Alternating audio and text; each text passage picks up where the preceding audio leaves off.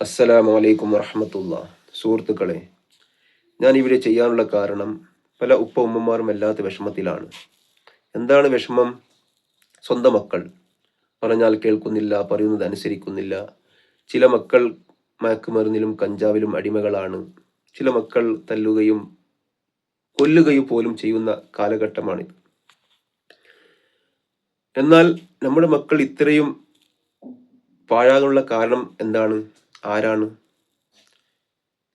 നമ്മൾ തന്നെയാണ്. ഒന്നാമത്തെ കാരണം കല്യാണം ഇല്ല.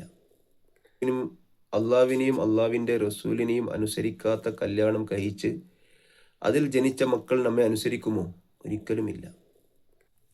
എന്നാൽ മക്കൾ പാഴാകാനുള്ള കാരണക്കാരിൽ വെറും ഉപ്പയും ഉമ്മയും മാത്രമല്ല, അതിൽ കുടുംബക്കാരും അയൽവാസികളും നാട്ടുകാരും പള്ളി കമ്മിറ്റിക്കാരും ഉസ്താദുമാർ അടക്കമുണ്ട്.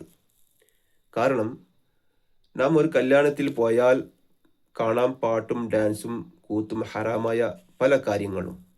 എന്നാൽ മറുഭാഗത്തിരുന്ന് ഭക്ഷണം കഴിക്കുന്നത് ഇവർ തന്നെയാണ്.